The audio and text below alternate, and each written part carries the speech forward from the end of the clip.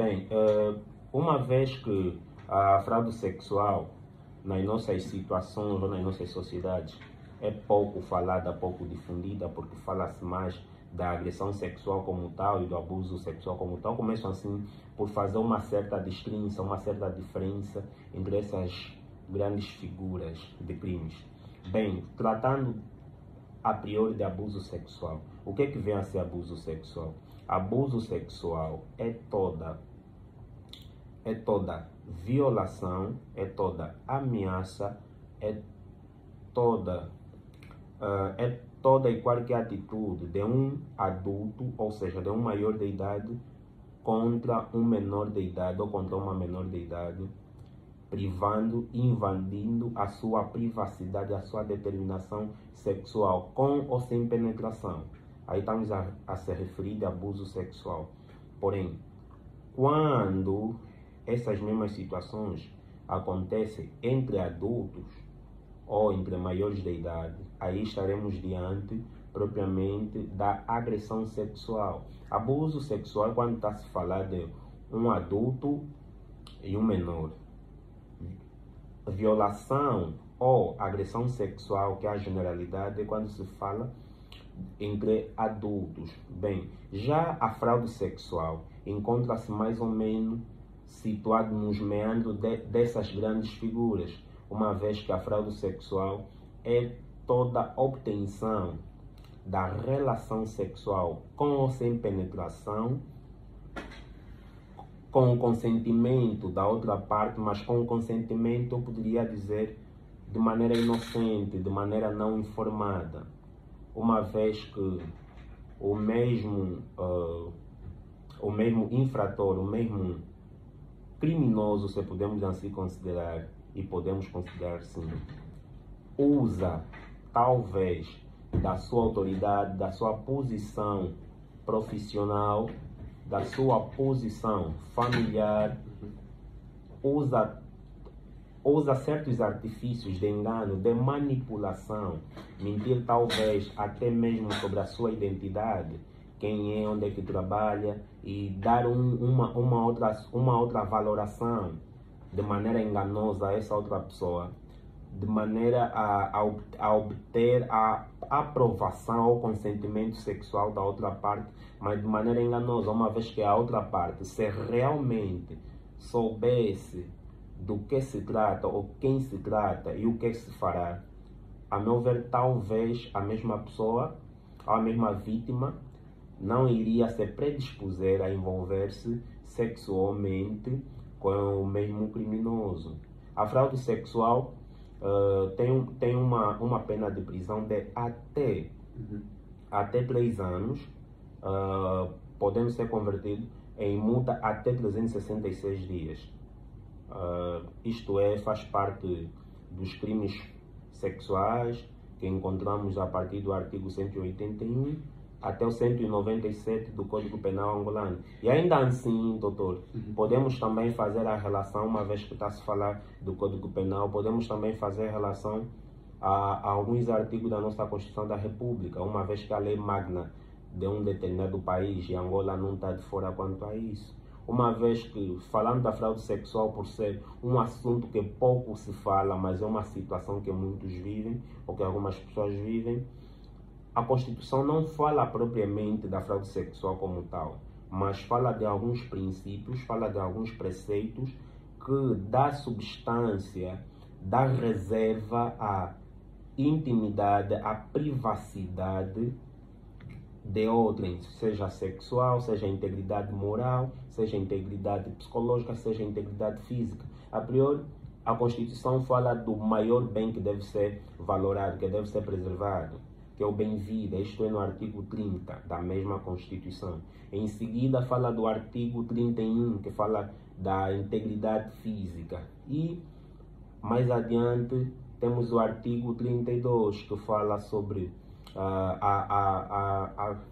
a reserva da privacidade e da integridade moral ou psicológica, uma vez que nas situações de fraude da fraude sexual, de qualquer crime sexual, fora do físico, que é fora do físico que sofre, que é o corpo da mesma vítima, também sofre bastante. Talvez são danos irreversíveis, incuráveis,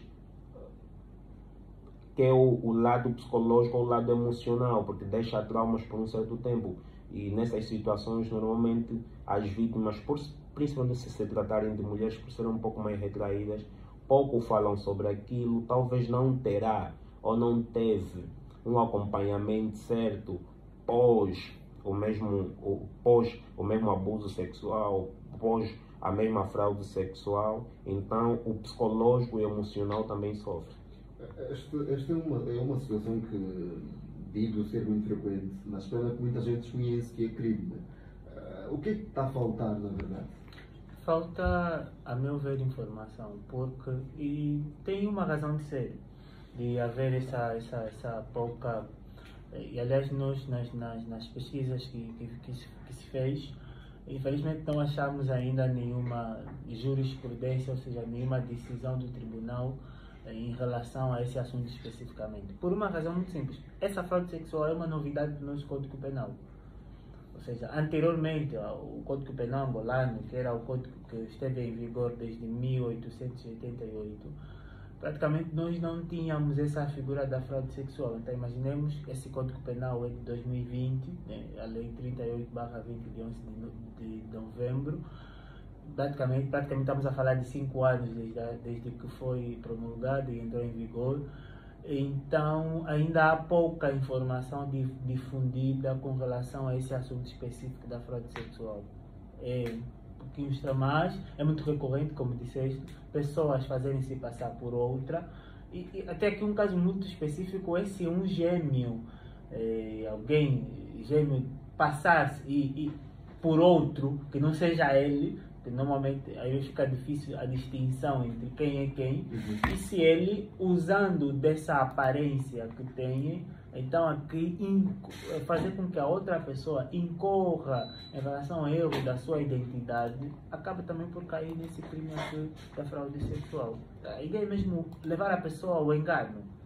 Então, isso, como eu já disse, e como dissemos aqui, o Dr. Jesus também pontuou, é um crime que vai contra a autodeterminação sexual. E é importante que as pessoas saibam isso. A autodeterminação e a liberdade sexual, nos termos em que é estabelecido na lei geral, ou na lei geral, nesse caso aqui, no Código Penal, é um princípio basilar, ou seja, toda pessoa tem o direito de se relacionar sexualmente com quem ela entender. É preciso que haja esse consentimento, mas o consentimento precisa ser esclarecido, ou seja, eu não posso estar a me relacionar com alguém pensando que essa pessoa é uma outra pessoa, quando na verdade não é essa pessoa, ou até mesmo pensando se essa pessoa exerce determinadas funções ou não, porque imagina que eu, no meu livre consentimento, aqui falando especificamente de mulher,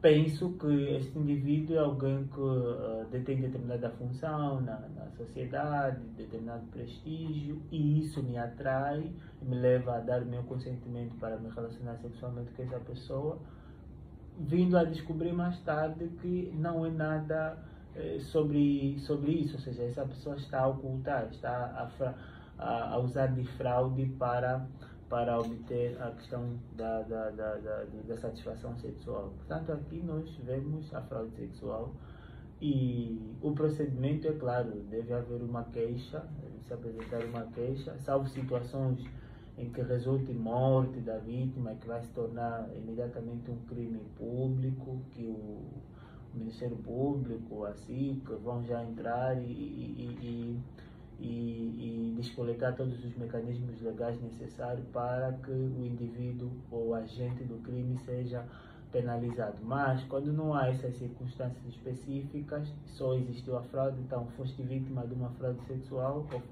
seja homem ou mulher, o procedimento normal é dirigir-se a uma esquadra e prestar queixa e assim despoletar-se o procedimento criminal para a penalização do indivíduo. Muito bem, já 18h21 minutos, vamos às últimas considerações aqui para encerrarmos o nosso tema. Sim, Fazendo aqui as últimas considerações deste tema bastante pertinente, começo assim por dizer que na agressão sexual, em momento algum, há consentimento. Muito diferente nos crimes de fraude sexual. Nos crimes de fraude sexual, há sim consentimento, mas consentimento obtido de maneira enganosa, de maneira fraudulenta, através de manipulações e engano. Aqui há consentimento, mas um consentimento não informado. Já na agressão sexual, no abuso sexual como tal, não há consentimento. Então, os papás, as mamãs e as escolas, e não só, e outros órgãos de direitos, devem, assim, exercer os seus papéis como tais, informar e educar as crianças, os adultos, os mais jovens, os adolescentes, sobre certas situações que não nos cabem, como devemos nos comportar e como podemos obter as nossas coisas ou as nossas satisfações de maneiras limpas e dignas, sem obrigar a outra parte, outras pessoas a fazerem algo que eles não querem. Bom, aqui a título de conclusão e recomendações, primeiro que o legislador ao penalizar a fraude sexual entende que a autodeterminação sexual e a liberdade sexual ela não é só ameaçada pela violência, né? Como o Dr. Jesus muito disse, fala-se muito da violência e da agressão sexual, mas fala-se muito pouco da fraude, em função, e o legislador quando estabelece isso entende que não é só a força, a violência que ameaçam a autodeterminação sexual, mas também a manipulação por meio da fraude sexual pode pôr em causa a liberdade e a autodeterminação sexual de uma pessoa. E, portanto, é importante que as pessoas procurem entender sobre este assunto nos termos em que está aqui a ser exposto e felizmente temos estado aqui mesmo para servir a comunidade através da massificação da própria cultura jurídica, mas que também outros órgãos, como escolas e igrejas, podem também ir tornando esse conhecimento acessível a todas as pessoas, de maneira a que, se for vítima da fraude sexual, poderá evidentemente recorrer a uma esquadra e prestar a queixa e vai se despoletar então o competente procedimento criminal para a apuração dos fatos e a penalização do agente transgressor. Ora, muito bem, 18h24, temos certo em todo o espaço nacional, neste dia 1º de outubro de 2025, o ano. Estamos a terminar aqui a nossa abordagem voltada à fraude sexual. Atenção que é crime, tal como ficou claro aqui pelos nossos convidados, Jesus Lourenço e também Simão Rogério, assistentes jurídicos, e temos estado a caminhar aqui na rubrica Curiosidade Jurídica. Curiosidade Jurídica, se preferir. A nossa edição também desta quarta-feira fica por aqui. Anderson Bartolomeu, técnico, meu nome é Félix Lalo. E no Dia Mundial da Música, sinta-se divertido. Até amanhã. Fique bem. Anderson, nunca mais vir, por favor. Ok. Aquela miúda que vem vai ter som. Não vai entender. No escuro, né?